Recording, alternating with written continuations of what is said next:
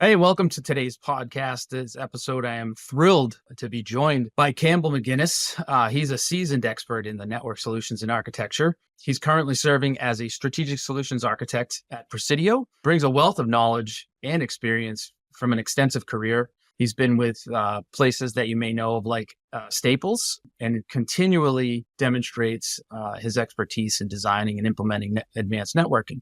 So with that out of the way, welcome, Campbell. I appreciate Thank you you. taking the time out of your day to speak with us today. Maybe give it a little background about how you went from Staples, a large enterprise industry, into getting into Presidio and working for one of the largest IT partners out there. Absolutely. Thank you for having me. It's a pleasure to be here. Most of my career, I've worked the mid to large enterprise side on the customer side of things. A couple of jobs back, I was actually a delivery engineer at an integrator out in Michigan. So I had some experience with the integrator VAR space before this. And then coming back to Massachusetts, I worked at Staples for several years. Very challenging place, very interesting place, a lot going on there, very large and complex. When the time came to make a move, one of the places I did look at was Presidio. And having had the experience prior, it gave me some level of comfort with the integrator side of things. I had not done pre-sales before as I am here, but there's a lot of overlap between pre-sales and just general architecture roles, which is something that I've had in the past. So while there's obviously some bumps in the road in the transition from the client side to here, it's not too hard transition when you put your head to it. I think what I really enjoy about the role is the ability to solve problems for multiple people. I think a lot of people have that view of a VAR or an integrator just being the order taker for, the vendor and someone you have to deal with because that's the selling motion. And that can be the case with some of them, but with some companies that really focus on the engineering side, our goal, like Presidio does, our goal is really to be more of the non-partial consultant and advisor to the customer. Obviously there's always lots of things at play, but I like the fact that I don't have to sell a specific platform. I get to choose within reason the platforms that I think are good for customers that fit their needs, best of breed where possible, or best for them, which is sometimes the case because it fits with their existing skills and tool sets. So I have that flexibility and I don't always have to, it's the old Maslow's hammer thing. When you're a hammer, every problem looks like a nail. I don't have that problem. Obviously there's certain partners that we go with more often than others, but we get to say within reason, this makes more sense for you and here's why. And if the customer agrees, they make that choice and we get to help them, deploy that new solution. So that's really something I enjoy a lot. Yeah, you mentioned being able to solve challenges for customers, and it is nice, looking at it from the outside in, from an integrating partner perspective, the ability to choose the correct tool for the situation. Yes. Right? You're not, like you said, you're not beholden to any one particular vendor. You're able to choose what will fit the best for the customer, which I think is an astounding way to be able to go about things. One of the things that got me into this was relationship building. And I think that, based on what you're saying, you're definitely there to help build a relationship with them. Our head of product here calls it all the time, especially when we're working with our partners, is the partners have this proxy trust with the customer that a lot of vendors, struggle to actually attain.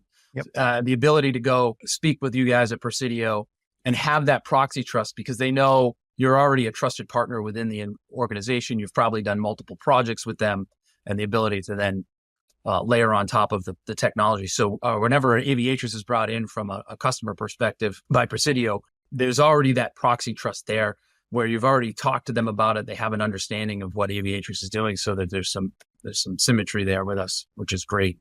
Yeah, no, absolutely. We've talked about this in a couple of our episodes already, and I do want to touch upon it because we haven't had the opportunity to talk to somebody in the partner space. But from a VMware perspective, the Broadcom purchase of VMware, yep, and how those things, heard of it. Yeah, yeah, it's been in the news a lot. Yep. Have you seen a big impact to your customers with regards to that shift in the Broadcom acquisition? Yeah, I would say so. There was obviously, I think there was a period of time where a lot of people were exceptionally nervous about it. And not without some reason, it's a big change. any kind of a purchase like that is always going to be a big change. And then, having Broadcom come in and say, pretty much out of the gate, we're changing how we're doing things, and quickly kind of reassessing their positioning on their agreements and how they're consuming things and even some of the services they sell. It was worrying for customers. I think, I've been at some recent events with Broadcom discussing, their new approach and how they're going to market now.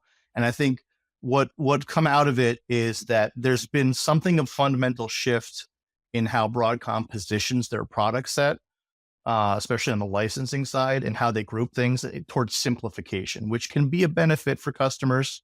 Obviously that simplification, as with all things, it's tending towards the more expensive because that's just the nature of the beast. Yes. But, and I think what we find is that there are some customers, a lot of customers, I think, who are comfortable and have a long time, a lot of skills invested in VMware and a long history there, that if the pricing works out, they're fine with it. The licensing kind of pushes towards more consumption of the services that were, or the capabilities that were often included, but never really used by customers in some cases. And I think this kind of pushes them towards really valuing that more and trying to see if they can get that value. There are some customers who really are just looking for a bare bones virtualization solution. I think it's pushing them towards other decisions potentially. And we've seen some of that. I've seen customers go both ways, and I think it will shake itself out to the benefit of everyone when it's all said and done. Any pushback with regards to subscription services? I know they were, again, to your point, there was a lot of shelfware, right? Because you were buying things based on CPU, you were and it was a perpetual license, and maybe you bought it and you didn't really even know you bought it, and now it's sitting on the shelf. Is there any pushback do you see from a subscription model, or are customers warming up to the fact that it's subscription? I think that there are a certain percentage of that customer base that's probably very unhappy about that. But I don't think anyone's overly surprised because this is where the market has been going for years. I think this is probably one of the largest holdouts that I can think of off the top of my head. Yeah. So I don't think it's surprising. I don't think they're happy about it, but at this point, there's really if all you want is, perpetual licensing, there's not a lot of options in any space at this point. So I think it's something that people have to get upset about and then kind of go through the stages of grief and get over. Unfortunately, it's just what it is. Yeah. Yeah, absolutely. Or go another way, but which is always an option. And that's, it's just, you have to figure that out. That's all. And we can definitely help them with that. We do talk to customers about that all the time. Yeah, it was interesting. I was reading an article about it the other day, and OVH Cloud did a big poll on what customers thought of it. And, there were a number of customers who they took the opportunity to look at what their infrastructure looked like, because they might have had too much infrastructure. They've scaled their physical infrastructure down a little bit based on, well, now I have a subscription model. What do I need? What don't I need? Are we oversubscribed here from a physical perspective versus what I have for virtual? Some customers have taken it as a good way to scale back some of their infrastructure in the data center. But one of the interesting response was that almost 2/3 of the customers said they were going to move their workloads to the cloud. Yeah. So I'm wondering if you're seeing that with your customers. I mean, we've seen a progression of cloud adoption over the years anyways. Yes. But I'm wondering if there's any acceleration there that you've seen recently based on the acquisition of VMware. Yeah, honestly, that is a thing that we are seeing. So we do have some customers,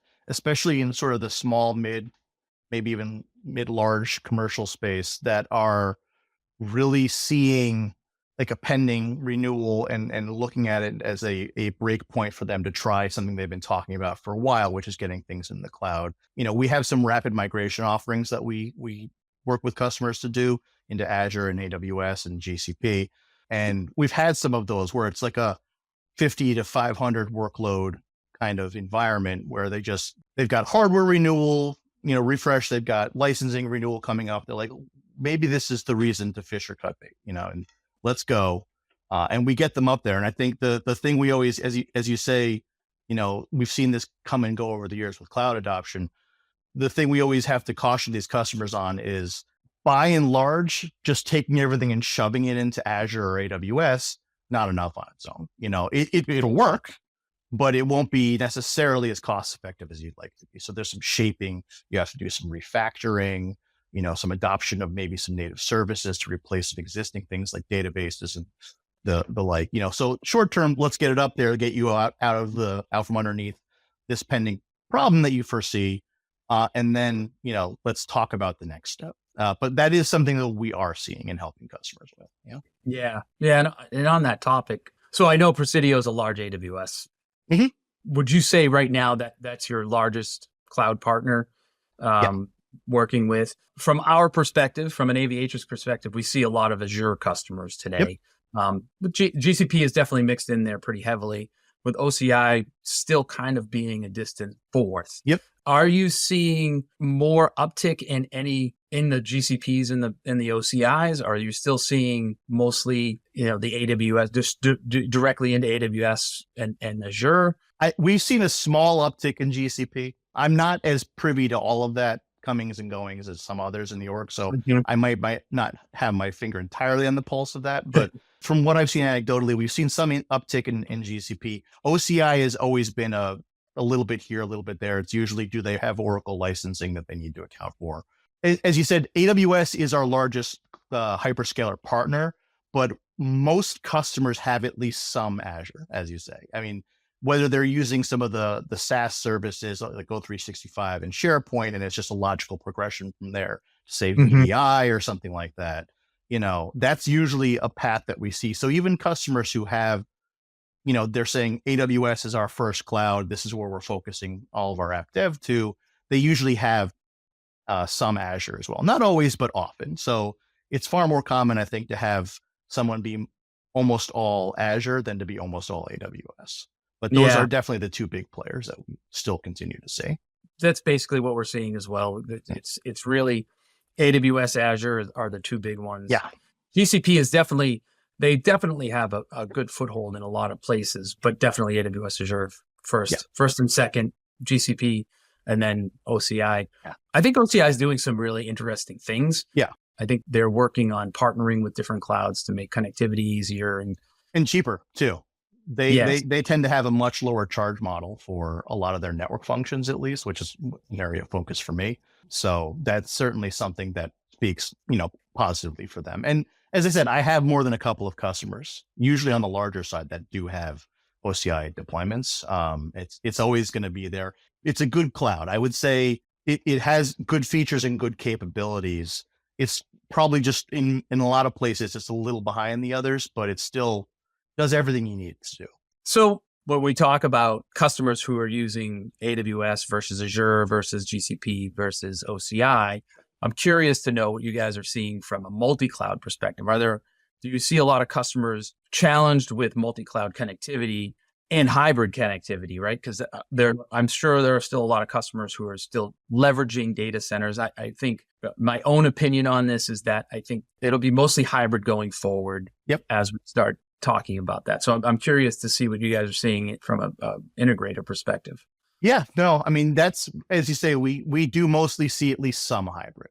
Often it just comes down to what the customer wants to handle right now, how much they want to formalize. There's generally any organization has shadow IT in one or two clouds outside of any official initiatives, depending on their size, obviously. So it just becomes down to, all right, we have our initiative to do AWS. Do we also want to pull in our Azure and this one dev environment that's in GCP that can never leave there for whatever reason, Yeah. So the short answer is yes. More often than not, clients have more than one cloud. And a lot of the complexity comes down to marrying that multi-cloud to prem, because prem is, they still haven't figured out a way to put users in the cloud yet. So prem is where the users are, whether that's all remote, it's in offices. It's where a lot of the legacy apps live in data centers. And I would agree with you that, I have some very cloud focused clients who are pushing and have been for years, everything into the cloud. They still have systems that just cannot go there, and there's a lot of solutions that maybe don't make as much sense there either, that there's a reason to have them prem instead, for cost reasons, for data ownership and sovereignty reasons, for a variety of reasons, they might have compliance requirements that dictate it. Maybe they want to have a neutral point for multi-cloud consumption, things like that, And, that's why we end up having a lot of, conversations with clients that deal with that intersection of hybrid multi-cloud and how do we stitch that together? Oh, you have an SD-WAN. Let's figure that in. We have a colo in a data center. We have 6 remote offices. We've got 1,200 remote users on VPN. Can we do a ZTNA? Whatever, stick your acronym of choice in there. And how do we stitch that all together in something that's consumable and coherent, that's easily managed, that scales well, that gives you visibility and control, and isn't hodgepodge. When you start talking about multi-cloud, especially, you have to worry about how are we dealing with the way cloud 1 does it versus cloud 2, and how do we stitch those together in a way that makes sense? And that all comes into play in these conversations, which is obviously where you guys come in a lot of these situations. So yeah, absolutely. I mean, one of our big use cases is that ability to secure hybrid data center connectivity, right? We have mutual customers who are using our edge devices. That is a big reason, or one of the big reasons why customers today are using Aviatrix, is to make that connectivity. Do you see interest at a scale of customers needing? So we have all these customers who are using direct connects or express routes or, interconnects. At the end of the day, it's quote unquote a private circuit, but it's still, when you're talking back and forth with the cloud, the data is unencrypted. Yes. Right. So where we kind of fit in this is the ability to take that hybrid approach, get that connectivity, and actually add encryption into that. At scale, too. Do you see at scale?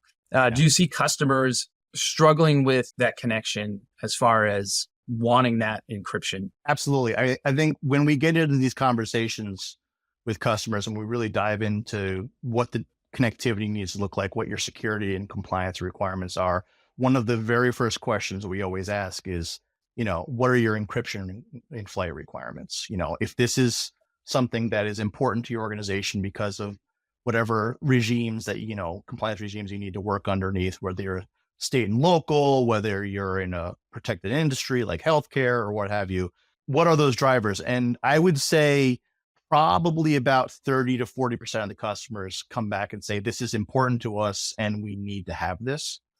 And we cannot, sometimes the answer is, well, we encrypt in flight, but we do it at the app level, and that's fine. But for places where it's very important, they don't necessarily trust that the app teams will be able to do it right and always be able to do it.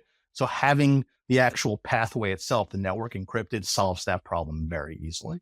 Yeah, absolutely. Yeah, security is a huge concern in the cloud. I think there are a lot of enterprises out there that I speak to are still trying to figure out that security posture, right? Yep. And another, we talk to our customers. Another big one is the NAT gateway in AWS. NAT gateway sits out there, does a very specific purpose. I need to talk to the internet. I go through an IGW, through the NAT gateway, through my IGW. I have at least NATed traffic now that's out on the web, and it's not. I have to be less concerned about setting up my security policies from a security group perspective. Yeah. However, that still produces some challenges because it is unsecure traffic that is flowing out of your VPCs. So what another use case that we see an uptick in is the ability to replace that NAT gateway, put an Aviatrix gateway in there, NAT the traffic for the customer. So we naturally NAT the traffic for the customer, and then add some security controls around that and have a single point of policy where you can deploy that. Yep. Do you see a lot of customers within your realm, challenged with that? I mean, this solves for a lot of compliance issues, right? From a SOC perspective, yep. You name it, we can kind of help fill the void on those compliance structures. So yes, yeah. I would say pretty much every customer that I deal with, if the security and network teams are involved in the conversation, which we are always an advocate for, because I always take the approach that it's easier and better to teach a network person cloud than to teach a cloud DevOps person to care about network or security. There's a fundamental way we think about things. I'm a network guy that does security. I like to connect things, that's what I think about. DevOps people want to get the product out and rolling. Security is very much an afterthought. Network is an afterthought, and that's fine. That's the subject matter that they focus on. So when we have that full organizational buy-in and have these SMEs from the various fields come in, one of the very first things that always does come up is how do we do this better? How do we fit our requirements from a compliance perspective? And what can we do to do it best? And I would say pretty much every conversation that I come into where it isn't just a VPN up being run by a couple of cloud DevOps guys is how are we doing network security? And, if it's a small environment and the compliance requirements are low, cloud native, that's fine. Even if it's larger and or they're in a single cloud, maybe they like the Azure firewall or whatever, it works well enough for them. That's fine. Sure. But as we scale, especially to multi-cloud, larger organizations, more strict regimes, being able to either use the tools that they've already got built into their processes on-prem, like third-party firewall, and being able to just port that easily into the cloud and use it there too, so that all the reporting is there, all the logging is set up, their technical teams already have the skill sets involved. It makes the transition much easier.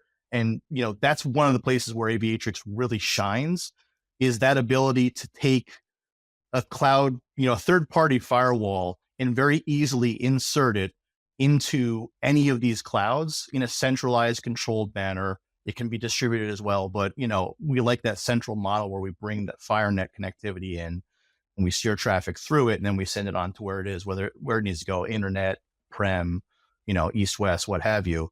And for that purpose, I really like that. If they don't have a specific third-party firewall vendor that they're really sold on or they really love, which some customers don't, I actually like the security features that you guys have on your product over the cloud native stuff in a lot of cases, because it's still the same in all the clouds. If you're in a multi-cloud environment, you don't have to figure out how Azure firewall works versus versus AWS, and how security groups work there and network security groups work there, and the WAF and it's all the same. And that's just makes it easier operationally. You always have to be planning for operations, because that's the part that gets overlooked, but it's the part that's most important. Yeah, you're exactly right. And the ability to distribute that policy in a single place makes it very easy for the customer to consume the security compliance model that they need to be able to secure their environments and manage cloud native tools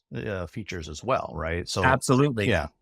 We've kind of hit on the security challenges out there. Let's kind of pivot a little bit. The buzzword of the year is AI. I'm trying to remember what the percentage was, but there was a large percentage, let's say 60+% of enterprises out there are looking at some type of AI. What that is, I don't think they all know exactly what that's going to be for them yet. I think there's a large challenge out there just to understand how an enterprise can actually take advantage of AI and import it into their business, right? So I'm curious to see what you guys are seeing out there from an AI perspective, and how big of a challenge is it for the customers? I mean, I would say there's definitely a lot out there. I think, like any of these, new technologies that are coming on, I think we're still very early on in the adoption cycle on that. And, some more cynical would say the hype cycle to a certain extent as well, I've definitely heard that hype cycle right now. Yeah, definitely. Yeah, we're definitely here, not here. So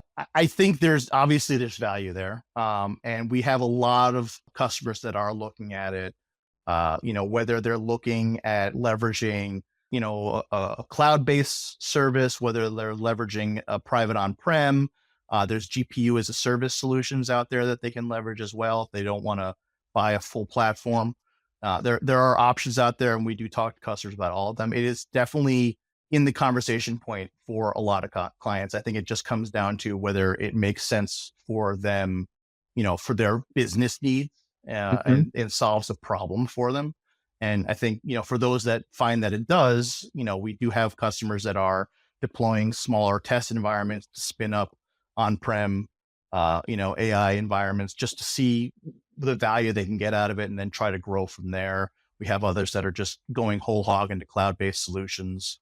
As I said, it varies from customer to customer, but it's definitely on it. It's in half of every conversation out there, right?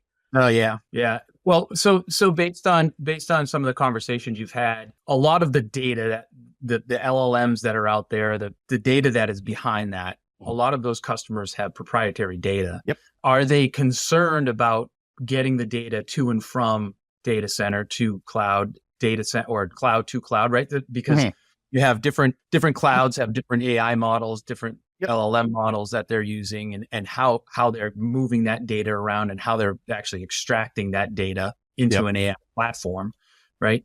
Are you seeing concerns there from a customer?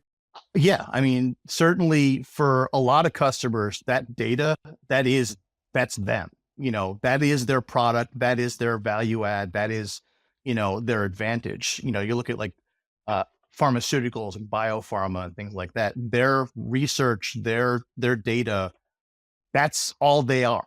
I mean, within reason, obviously, but like that information needs to stay very tightly controlled for any of these kinds of corporations, because they don't want that getting out anywhere else. So they want it to be secure. They want to know where it is. They want to have it controlled, whether it be on-prem or in some secure fashion to the cloud. And so absolutely, that is part of the conversation. We do share a couple of customers, and I just wanted to touch on one of them. I think they're still deep into the implementation process. They're really just starting to implement. I'm just curious to know some of the challenges that they faced, and why did Presidio position Aviatrix in the place of this particular customer? And very much that kind of client that security and compliance was very top of mind for them. They have a lot of strict compliance requirements. They have a lot of different ones depending on the subsets of their organization that are involved. So they really aim for maximal security so that they don't have to account for differences beyond, at different subsets of their organization. They can provide to everyone and know that it is following their closest standards. They are multi-cloud, and they have a third-party firewall platform that they are, large adopters of and fans of, and they know they need to get there. And so Aviatrix just made a lot of sense for them. They also are they're, with some exceptions, they're very on-prem focused. They're very infra focused. So there's a level of comfort they have around tooling and troubleshooting and management from their on-prem experience for the networking and security side of things that can often lack when you go into the cloud, or be very different depending on what cloud you're talking about. So that visibility, troubleshooting capability, just flow information that your platform provides, that probably was the single biggest seller to them, on top of encryption in flight at scale, et cetera, et cetera. They like having this one place they can go and manage all of it and know that it works correctly, that it's secure, but they get a lot more troubleshooting and visibility. Yeah, I often tell people that your product is very strong, but it's in the demo that I think a lot of people really see the value of it. It ends up not being, do they like it and want it? It's more about, can they find the budget space? Not that there's a cost concern per se, but when people talk about cloud, they're often just thinking about the pay as you go for the cloud providers themselves. Now there's this new thing that adds a lot of valuable features to them that they now need to, just fit into their budget, which if you do it early enough, the budget's still not made. And that's usually where we get the most success. And that was very much the case for them. As soon as they saw it, as soon as they heard about it, they were sold on it. I think they're going to be very pleased with it, the outcome of it, and the ability, again, like you said, the visibility that you get, the ability to troubleshoot is tremendous. Yeah, but and the thing I always like to caution people is that it is the easy button, especially compared to the different ways of the different cloud, the hyperscaler platforms. But sometimes the easy button means you lose a lot.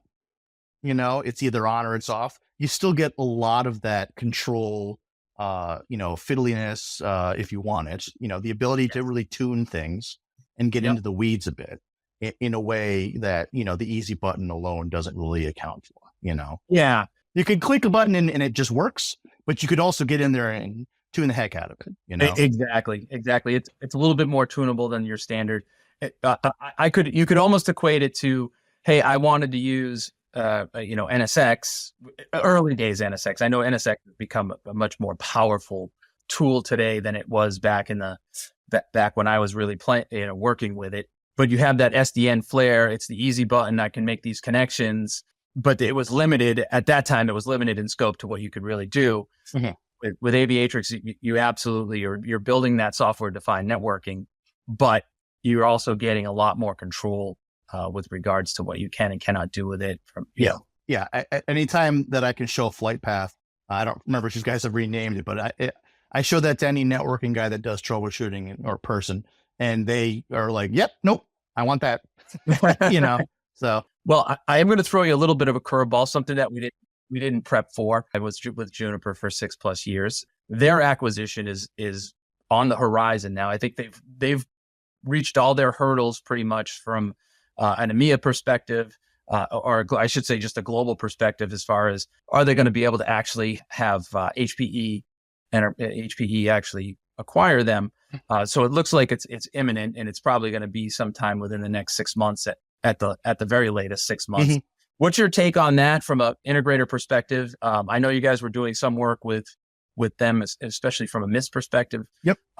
What do you see that relationship as we move forward? If someone were to name a vendor to associate with us, it's Cisco. Yes, I agree with that. That's still very much the case. You know, we're very much a Cisco shop, and you know, a lot of our clients are Cisco focused. But I would say for those places where, you know, that's not the case, or there's a change or what have you, on the user access, wireless and wire space side, I don't think there's a better solution out there right now than that. And I think it's not that the switches or the APs are better. You know, they all have their ups and downs or what have you. Yes. It's in this day and age, it's when we're talking about user access, which is somewhat commoditized at this point. It's the ease of use and the power of that Marvis tool, the ability to really help you run your network for you and just make it much easier to consume. That's what everyone wants these days. And I think they're definitely leading the pack on that. I think everyone, and I mean everyone, most of the other solutions out there, they definitely are either have one in that space or they're working towards Marvis-like solution, but they got there first. And they had the added benefit of having a tool that had, you know, that is AI, just as AI's frenzy was hitting a peak, which definitely doesn't hurt, but it's a powerful tool. And, you know, we've been selling a lot more of it. We've always been, you know, an Aruba and a Juniper shop as well as being a Cisco shop, but it's definitely growing in size, the amount of customers that we see looking towards that as a product solution. Yeah, I can agree with just about all your statements there. Yeah. So, you know, coming from there was an incredible place to work, first off. And I hope all the best for all of the Juniper employees as they. Oh yeah. I would hope they works out well. I was a user of the M10s and M20s and the ERX back in the early aughts at a regional ISP. It's a great platform. So this is, you know, I think just more of the same good engineering and good product. Well, Campbell, we could talk about this all day. I mean, we could probably sit here and talk about it all day, but I know you have customers to help. I have customers to help. We do have to end it at some point, but I really appreciate the time today. I really appreciate the insights into everything we spoke about. I look forward to working with you hand in hand as we go forward here. Absolutely. And again, I appreciate it. No, thank you. Thank you for having me on here. It was a good time. I always love these kinds of conversations. Thank you so much. Have a good day.